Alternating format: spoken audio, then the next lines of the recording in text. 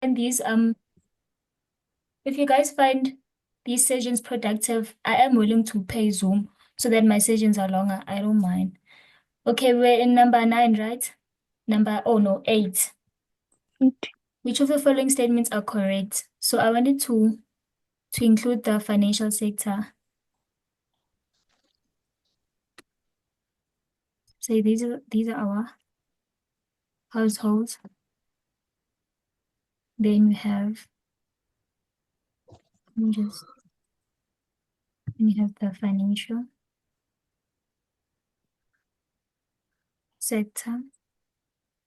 Then you have the firms. I'll just include them, these three only. Yeah, these three.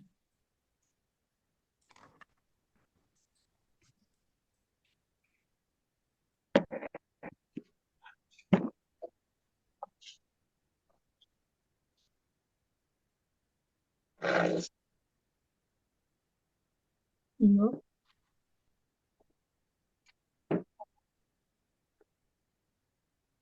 So the households, they save in the financial sector. And then the financial sector provides the firms with funds.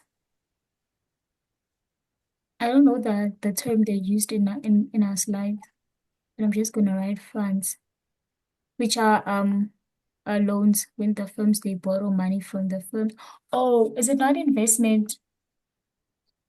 I think they used I for investment. So I'm just gonna use I. How we mango yonke.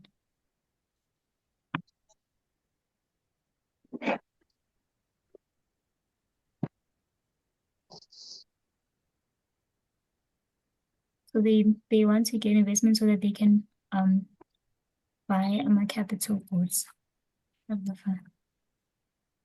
financial sector. And also the firms, they also do it. They also say with the financial sector.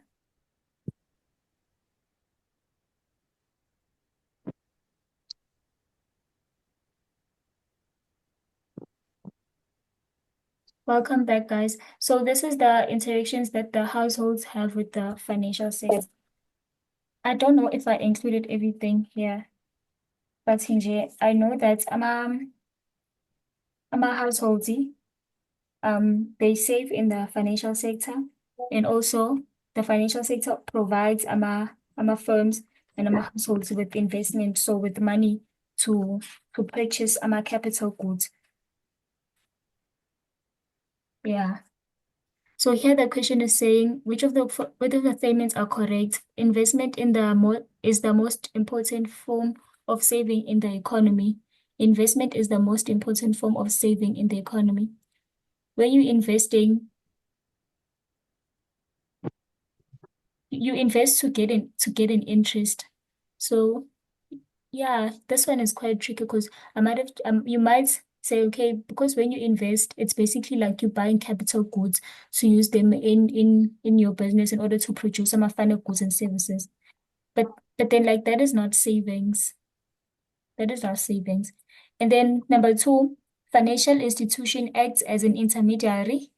So basically meaning that it's a middleman between those who save. So those who save are the households, and those who wish to invest, the firms are investing. Okay, so we have our answer, guys. It's B. So let's see what C is saying. C is saying the financial sector is the funnel through which investment is withdrawn.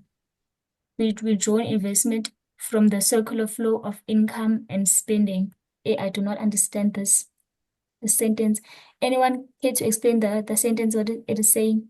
If you nail it, that is confusing.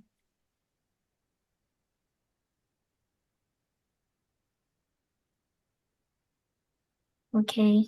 I'll take it we all do not know. But the answer here is B, because you can see that the financial sector is an intermediary. Is a middleman between those who want to save, which are households, they save in the financial sector, and also between the firms, because the firms they invest in the financial sector. Then which of the following is a flow? So we do know that we have flows and we also have a stocky. Flow, we say that flow there is the time dimension, and with the stock there is no time dimension. We have stock, then also have a flow. With a flow, there is time dimension, meaning that the examples of oh sorry, this is a stock. Stock, there is no time dimension, no time dimension. Here there is time dimension, meaning that under flows, the examples are income, profits, and so on. So just to make an example with the income, there's a time dimension because you know when you're going to receive your income, for example, your salary or your wage. You know when you're going to receive it, even if maybe like you don't receive it month end, but your employer will let you know to say, okay, I'm not gonna pay you at the end of the month. Next month you get your income this month for next month. So for flow, there's a time dimension, and they are measured over a period.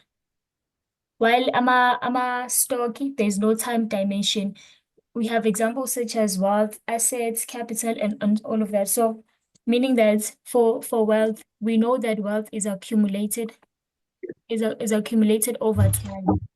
So nje, through your time of living, you accumulate wealth as you go. So there's no time dimension. You will never say, okay, tomorrow I'm going to own um six assets, you know. It's highly impossible to have a time dimension for stocks.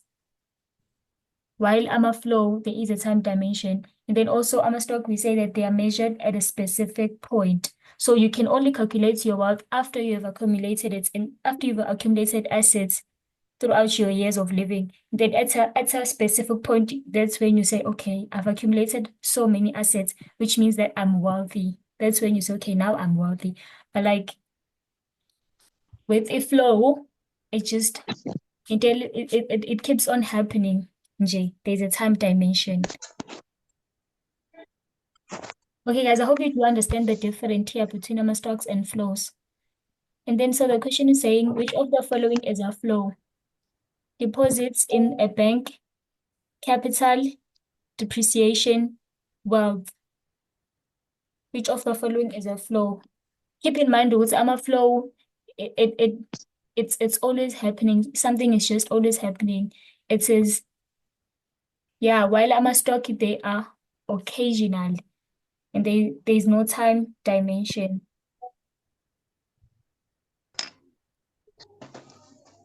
A. Deposits in the bank. Deposits in a bank, you can't say it's a flow because, or maybe like if you're depositing every month, okay. Oh, but here they're saying deposits in the bank. So they're referring to the deposits that are there in the bank. Yeah, this is Oh. yeah. So if the deposits that are there at the bank, they are stocks because it's basically a collection of all the deposits that people have deposited and then now it's the deposits in the bank. Ish, I don't know if I'm making sense, but You are. okay. Capital also will not be a flow. I think the answer here is depreciation. Wealth is obvious. Wealth is accumulated over a period of time, and there's no dimension of wealth. So wealth is a stock. So depreciation, it's a flow because, for instance, those who do accounting or and yeah, you know, would see as soon as you buy your vehicle, as soon as it leaves the firm where you purchased it, you start calculating the depreciation from then. So depreciation, it's a flow. And then number 10, when the government chooses to use resources to build a dam, these resources are no longer available to build a highway. Which choice is illustrated? Which choice illustrates the concept of, oh no, this choice illustrates the concept of opportunity cost, a fallacy of composition, the market mechanism, macroeconomics. So, but see, the government chooses to use resources to build a dam. So the government uses the resources to build a dam. These resources are no longer available. So basically meaning that the government has a choice to either build a dam or build a highway. But it Oh, then decides to build a dam and not build a highway. So this illustrates what, guys, if you decide to choose to do something else and you do not do the other thing. a opportunity Opportunity cost. cost. Yes. Because he decided to was okay, I'm gonna take all my resources towards building the dam, which means that he could have also built a highway, but he decided to build a dam. And the definition of the opportunity cost we know good is the value of the best alternative that was not chosen, that had been chosen. That yo, I look. Okay, oh sorry guys. And then we also have section B, define the following terms economics. We know what economics is.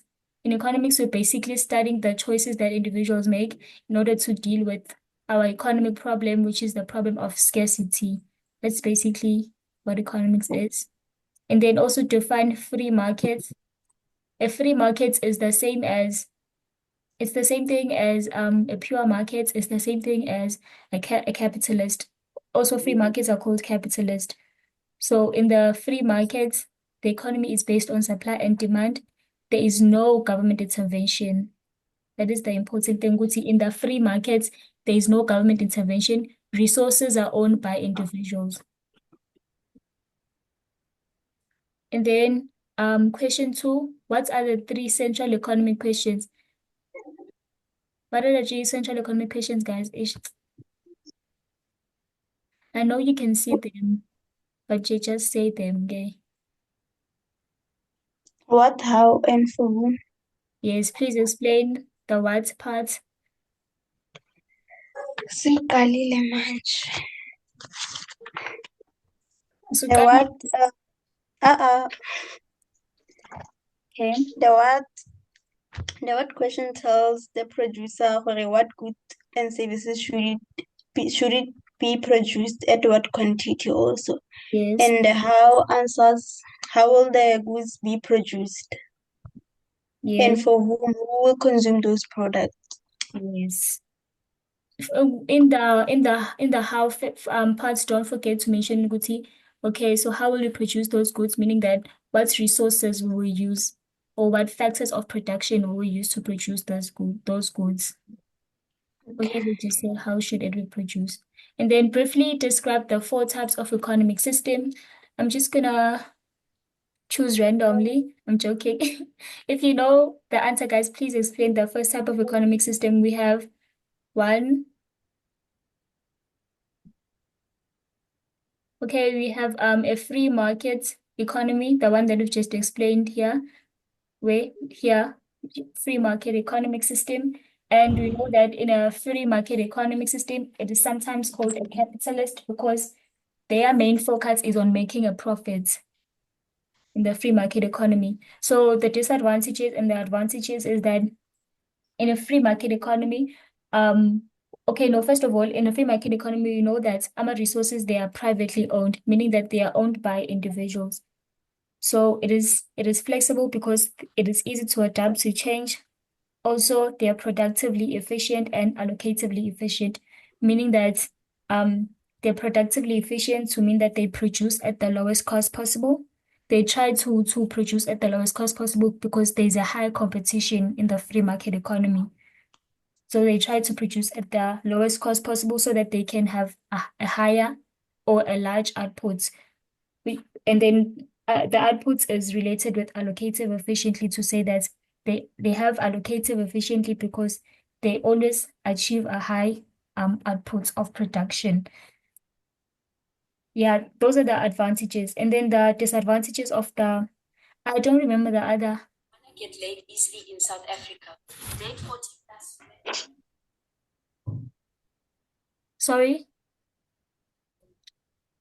you guys were saying? Okay. And then the disadvantages of the market or the free. economy is that there are externalities, which are spillover effects to the third party. There's also no provision of public goods. We know that the free market's main focus is on we know that the free market's main focus is on making a profit, which is why we say they are capitalist. So they don't care about providing public goods. Also, there's a great inequality gap between the rich and the poor in the free market economy. So I want to see what the mark allocation for this. Okay, it was 4. So you get 1/2 for each. Okay. And then in the another economic system that we have is the command. So guys, did you understand the market? The market is privately owned. It's owned by individuals. It's sometimes called a capitalist, which means that they are profit driven. And then their advantages would they are flexible and they're productively efficient and allocatively efficient. While the disadvantage would there is market failure. There's no provision for public good because their main focus is on making a profit. So they do not provide them a public goods. And also there's a huge income inequality gap in the market economy. And then we also have a command system whereby now we command it. Just think of a command and then just think of the government. Yes, commander tells us what to do. So in the command system, the resources are owned by the state. Mm. Yeah, they're owned by the states, and the advantages would see there's equal standard of living for everyone because the government ensures that he provides goods and Public. services, goods and services that will satisfy everyone. Yeah, so there's equal standard of living. And then the disadvantage again, there's corruption. You should never forget this disadvantage because in the command, it is owned by the government. Obviously, kuna corruption, guys. Ne? Yeah, don't forget that one. And also the advantage to say there's equal standard of living. You shouldn't also forget that advantage. And also disadvantage, there's corruption in the command system. There's also bureaucracy, meaning that there are so many rules and laws that have to be followed. Yeah, I'll Oh, just name those two. And then also have the mixed economy, whereby now in the mixed there's a combination of the government and also there's a combination of the command system and also the market um it's market economic. economy. So there's a combination of the command and also the market. So the government takes care of our needs and then the markets they provide for our wants. To meaning that the government in the mixed economy it provide with our needs such as more public goods and services. And then the markets provide for our wants such as um our leisure time, our laptops that we buy, and so on. So the advantages here of the mixed economy is that there's a balance between our needs and wants because the government provides for our wants and the market provides for our needs. So there is a balance between our needs and wants. And then the disadvantage is that we have to pay tax. So if they ask in which economy system do we have to pay tax, it is the mixed economy. And then just the 4 basic factors of production. Please list the 4 factors of production first. 1, 2, 3. Land. Yes, Capital, yes.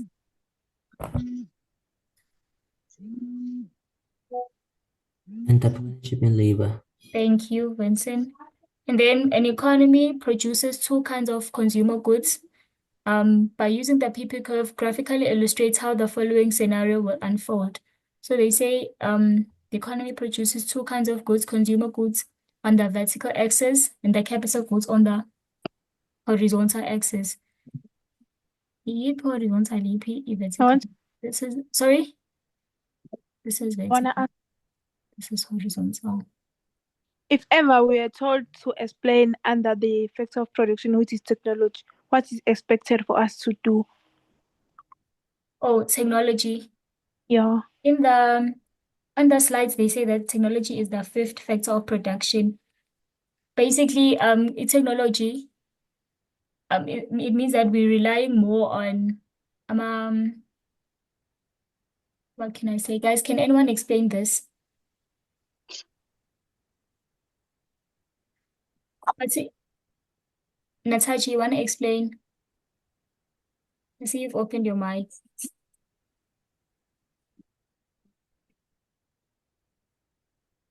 So we have to look in our modern technology, in on how we use our advanced machines and what sort of stuff to replace our physical labor and stuff.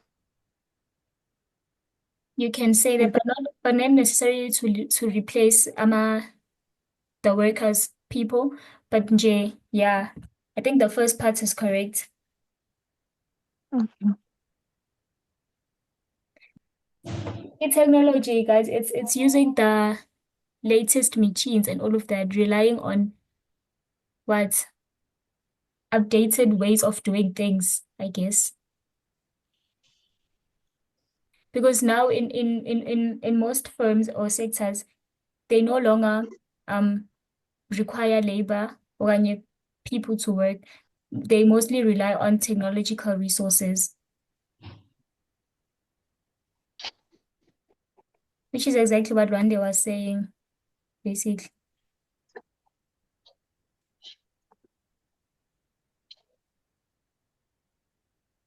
Guys, does anyone want to explain technology? Because also I think I need explanation also.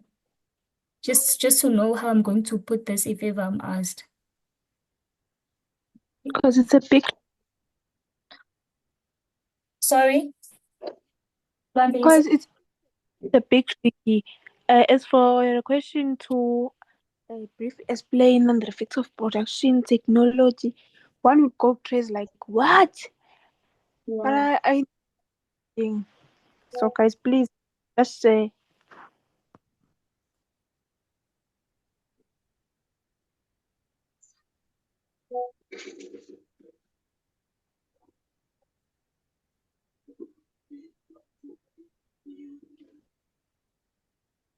It seems like no one knows what to do. I think we Yes. might well progress. Let's Yeah. proceed. Okay. Um,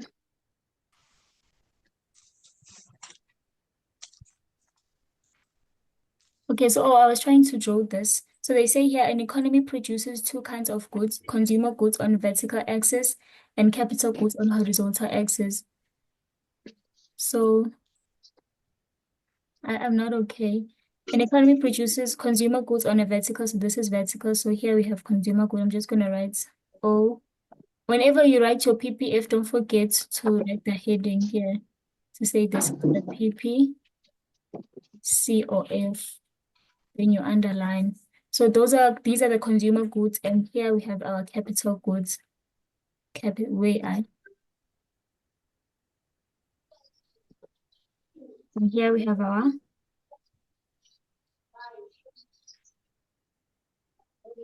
have our capital goods. Then they're saying that you must draw the. So now from now, Jay, we all know the how the PP curve looks like. It's like a pregnant lady. It's like that.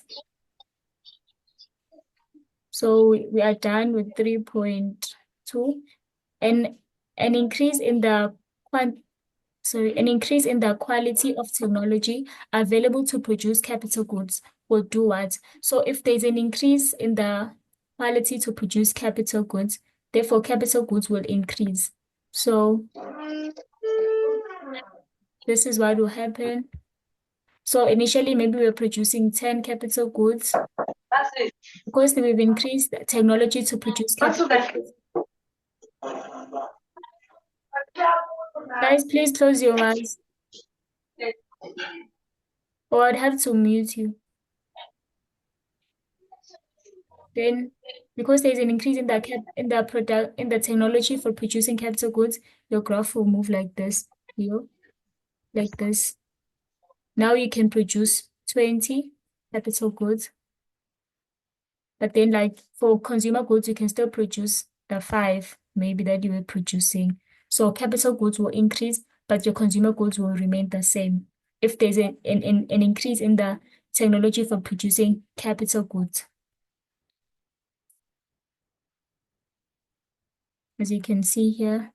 And then they say, Mark, H for original curve, mark H for the shift curve, and the axis should be correctly and fully named. Okay. Oh, and fully named. So guys, you must also show what's okay. This was just as they have done here to say, okay, this is A, this is B, this is A, this is C. And then you just show this arrow. Maybe like if you only have this arrow, J, to show what's okay now, the capital goods have increased from A, B to A, C. And then an increase in the quality of technology available to produce consumer goods. Now we have increased our technology to produce consumer goods. Then the PPC will move like this to indicate that like this. So we're producing 5 consumer goods, now we're producing 10. And then, so you must show this is A, this is B, this is C, and then here's an arrow to show that our consumer goods have increased now due to an improvement in the technology to produce consumer goods. So initially we were producing 10 capital goods and 5 consumer goods, but with the improvement in the technology to produce consumer goods, now we can produce 5 more consumer goods, which gives us 10. And then, but see, an increase in the available resources within the economy. So now if there's an increase in the resources in the economy, so what would happen to the graph? Meaning that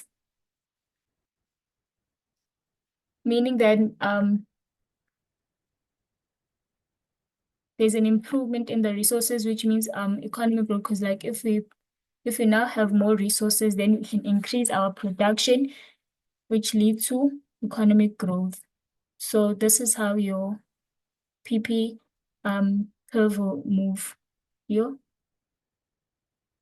like this to show because there's more resources that are available now, then you can increase your production for both the consumer goods as well as the capital goods.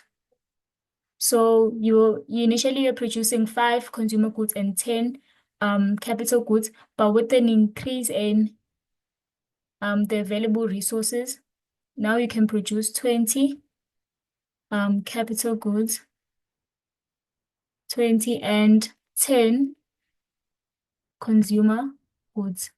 Also put the arrow here to show goods. Also the consumer goods have increased. And then write your A, your B, C, D.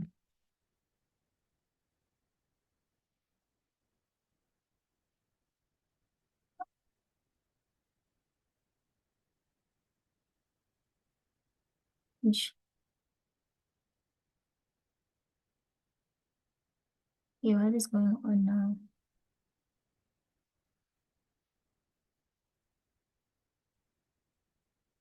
Okay, I think you guys, you saw how to do this.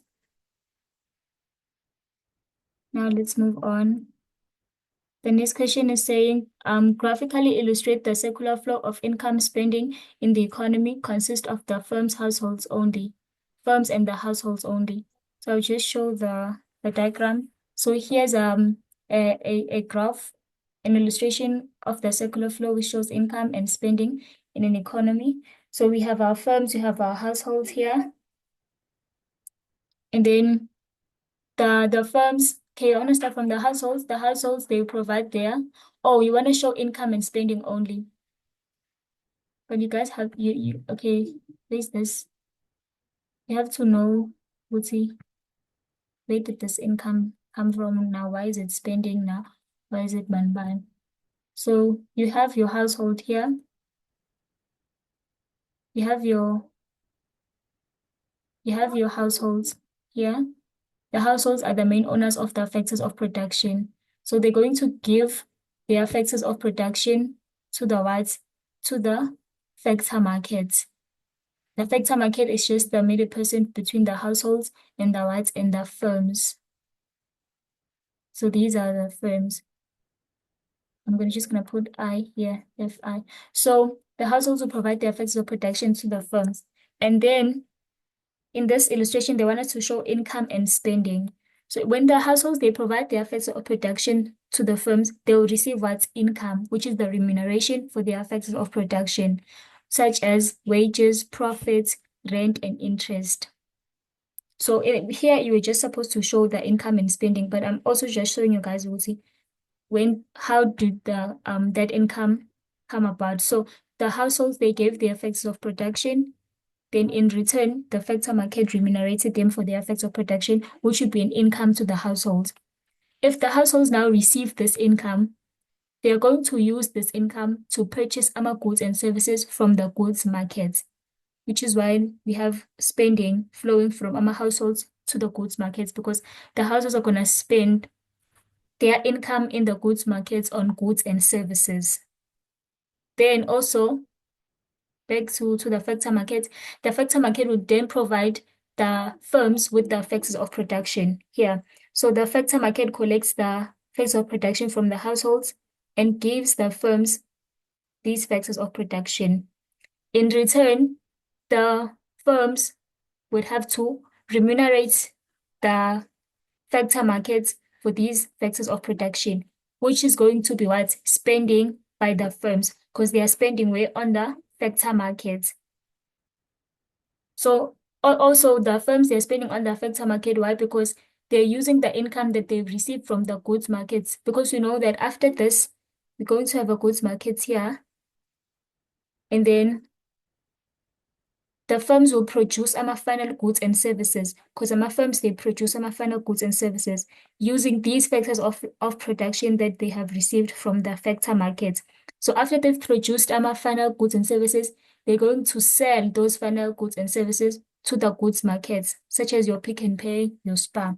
So when the goods markets, they buy these they buy these goods and services from the factor market, they would have to pay ama ama ama factor ama firms for these goods and services, which would be an income to the firms. As you can see from the goods market, there's an income going to the firms because the firms have provided the goods markets with the goods and services that they're going to sell to the household. So then the firm uses that money, that income from the goods market to do what? To spend in the factor market and also to buy factors of production. So this is illustrating income and spending in the economy. So say Guti, the firms are spending in the factor markets, the households, they receive income from the factor markets, and also the households use that income from the factor market to spend in the goods markets. And also the goods markets pays the firms for the goods and services that they've provided. And then the firms also spend on the factor market and so on.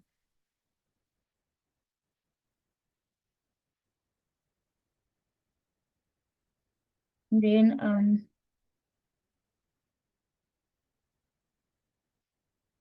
then question C, they say to use the information in the table below graphically to illustrate the production possibility curve. So this one is easy, guys. You just you just draw your I'm not gonna draw it, I'm just gonna show you an easy way to draw the PPF. Firstly, you just draw this line and then you draw this pregnant lady, and then you have your zero here. And then, okay, these are your capital goods on your x-axis.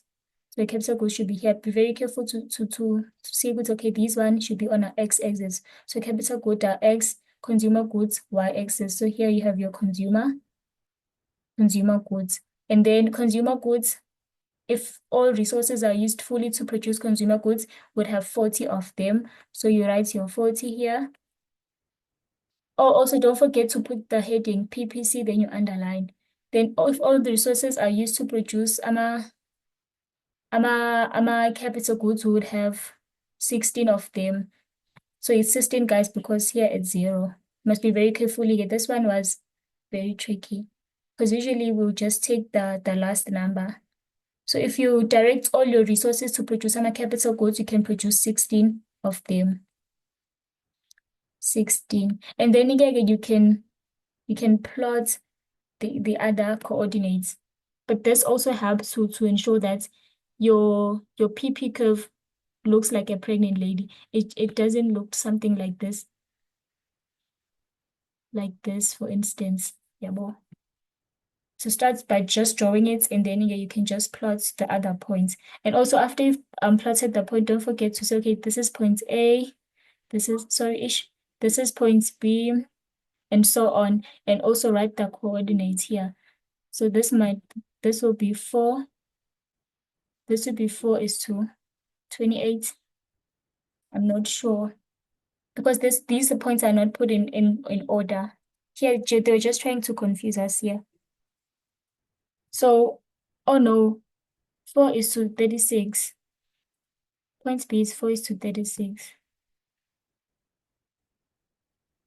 So there's no confusion. The only confusion was with this one. And so on, guys. Also, you also write your coordinates so that the marker sees which point is this one. And then so what combinations here are produced in that point. I hope you guys are also clear with this one.